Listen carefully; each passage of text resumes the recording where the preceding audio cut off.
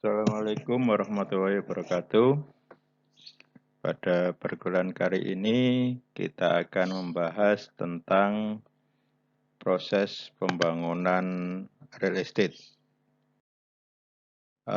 Proses pembangunan real estate terdiri dari beberapa tahap ya. Jadi mulai dari proses awal sampai proses akhir.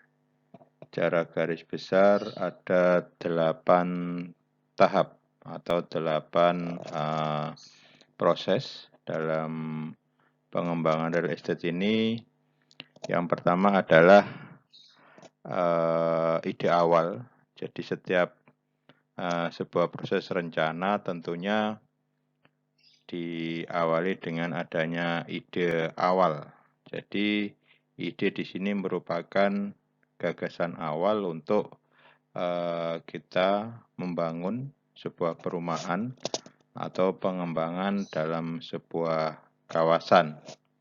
Tentunya ide awal ini harus diuji apakah ide tersebut dinilai layak atau tidak layak.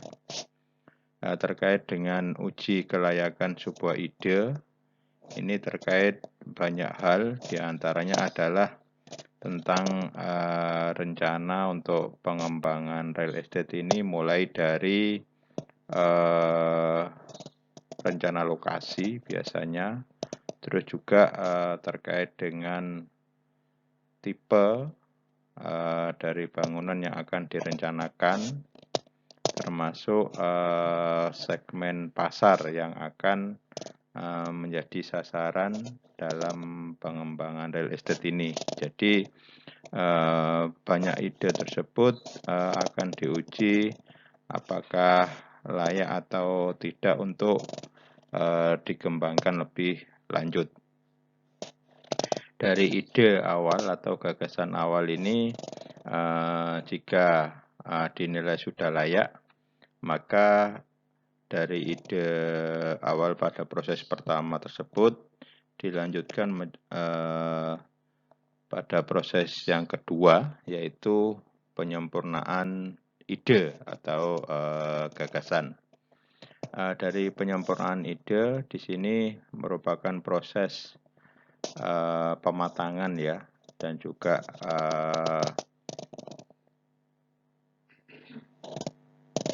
proses untuk mengkaji ide tersebut menjadi lebih sempurna dan menjadi lebih lengkap ya, di mana ide awal ini sudah mulai diwujudkan ya secara real ya, diantaranya adalah ide atau gagasan untuk pembangunan real estate ini mulai diwujudkan dengan bagaimana untuk memperoleh lahan atau lokasi dan tanah yang akan dijadikan untuk lokasi pembangunan real estate tersebut. Yang kedua, kita juga dalam mewujudkan ide tersebut mungkin membutuhkan mitra ya, mitra yang strategis ya, bisa dari pihak pemodal atau investor ya, baik secara individu atau mungkin bermitra dengan perusahaan lain ya, bermitra dengan pihak perbankan misalnya. Mitra juga mungkin bermitra dengan perusahaan konstruksi atau kontraktor. Ini juga mulai dijalin. Selanjutnya pematangan ide ini dalam bentuk desain ya, dalam bentuk desain. Jadi ide awal yang mungkin hanya merupakan ide desain yang sifatnya masih umum ya, makro, ini mulai diperdetail terkait dengan desain-desain yang lebih terukur untuk nantinya bisa dihitung nilai investasinya, untuk bisa siap menjadi desain yang nantinya akan menjadi acuan atau menjadi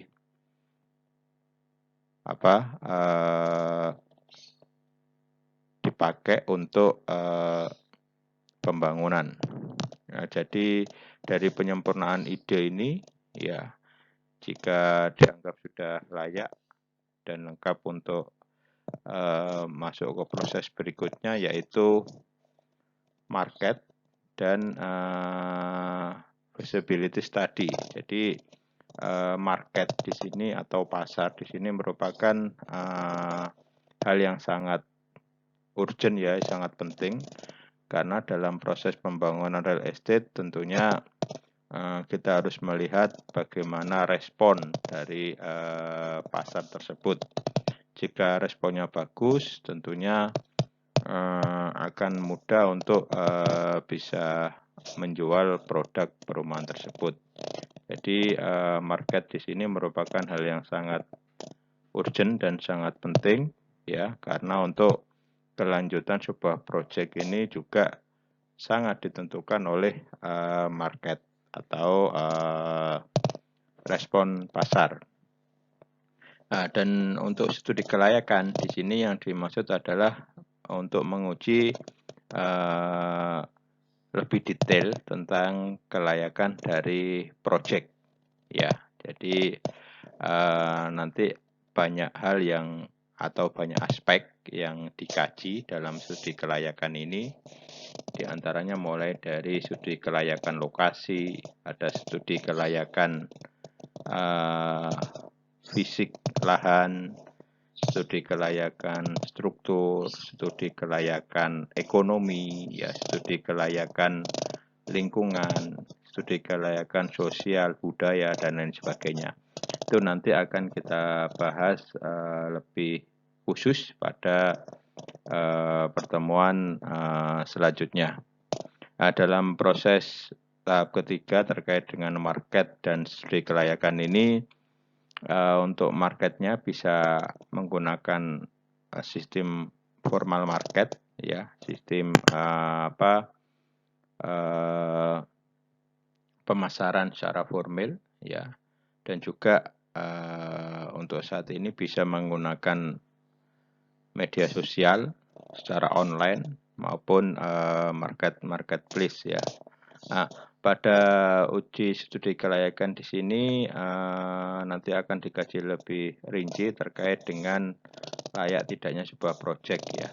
Dan pada tahap ini sudah mulai kita melakukan pengurusan terkait dengan perizinan-perizinan, ya, karena untuk proses pengembangan real estate ini tentunya harus ada legal formal terkait dengan perizinan, mulai dari perizinan lokasi, ya, perizinan untuk action plan-nya, perizinan untuk IMP, ya, dan izin terkait dengan dampak lingkungan, ya. Itu yang mulai juga dipersiapkan dan segera untuk diurus dengan pihak-pihak terkait, ya. Selanjutnya untuk proses selanjutnya, setelah beberapa perizinan, terus market formalnya juga sudah terbentuk, studi kelayakan sudah dikaji dan layak, ya, maka dilanjutkan ke proses yang keempat, yaitu negosiasi kontrak, ya. Jadi kita dalam negosiasi kontrak ini kita biasanya menjalin kerjasama dengan pihak-pihak terkait atau dengan mitra, ya. Jadi pada proses ini, ya, kita bisa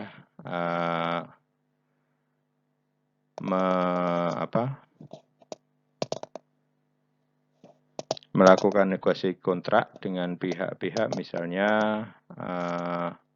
dengan pihak bank, ya, sebagai yang nanti mensupport modal maupun pada saat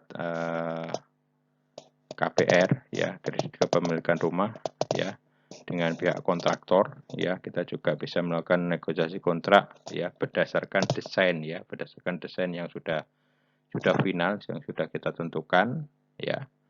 juga berdasarkan market studi ya, atau untuk studi terkait dengan pemasaran ya. Jadi kita lakukan di sini negosiasi komitmen dengan pihak-pihak terkait tersebut, terutama dengan bank dan kontraktor. Ya. Setelah negosiasi kontrak ini sudah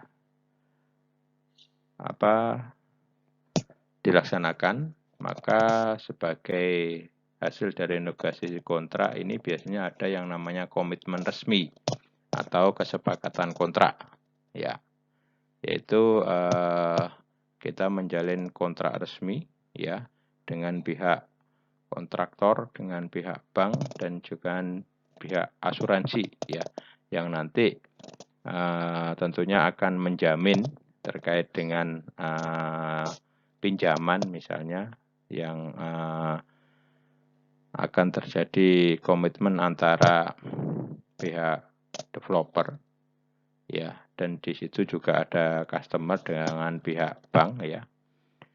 Komitmen resmi antara kontraktor dengan pihak developer biasanya dan pihak asuransi ya. Ini tentunya harus ada komitmen resmi ya, jalin kerjasama untuk kegiatan pembangunan real estate ini. Selanjutnya setelah komitmen resmi ini itu sudah terjalin ya, sudah ada kontrak resmi ya, baru dilaksanakan proses pembangunan atau konstruksi ya. Jadi sudah terjadi kesepakatan antara pihak developer atau pengelola di sini dengan pihak kontraktor, nah, ataupun ada juga developer yang sekaligus dia mempunyai divisi kontraktor ya. Dan pada saat konstruksi ini sudah proses pembangunan secara real ya dilaksanakan untuk pembangunan perumahan. Nah, setelah proses konstruksi ini selesai ya, masuk pada tahap penyelesaian akhir ya, dan pembukaan resmi. Pada tahap ini biasanya sudah ada customer ya. Jadi jika proses konstruksi sudah selesai, maka akan terjadi penyerahan ya, istilahnya penyerahan kunci ke customer atau ke user ya. Jadi di sini sudah secara resmi ya untuk izin penempatan ya. Dan pada proses ini untuk pengembangan lebih lanjut pada kabel-kabel berikutnya juga sangat bisa menunjang untuk promosi atau periklanan. Nah, setelah penyelesaian akhir ya, di sini biasanya dilakukan secara bertahap ya pembangunannya sesuai dengan realisasi dari setiap coupling dan terhadap usernya ya. Masuk pada tahap yang terakhir adalah pengelolaan. Jadi di sini sudah proses pemasaran propertinya. Jadi pada tahap pengelolaan di sini merupakan tahap pasca huni ya. Biasanya seluruh rumah sudah dihuni oleh penghuninya masing-masing, dan pengelolaan di sini banyak ke pengelolaan lingkungan.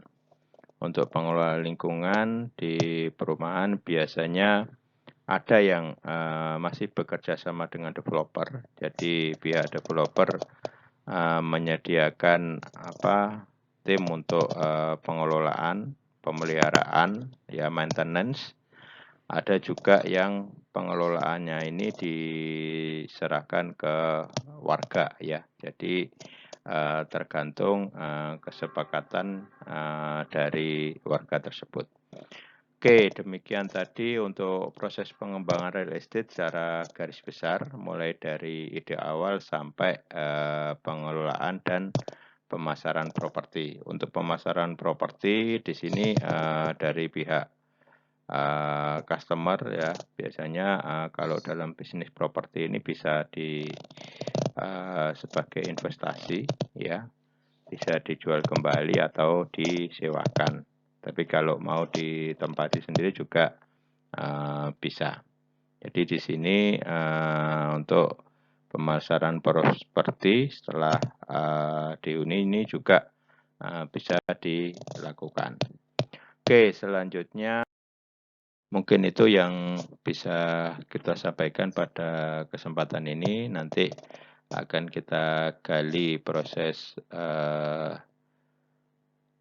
penyampaian materi ini dengan tanya jawab ya. Silakan nanti dari mahasiswa untuk mengajukan pertanyaan lewat chat di grup untuk perkuliahan. Jadi demikian yang bisa saya sampaikan. Saya akhiri, wassalamualaikum warahmatullahi wabarakatuh.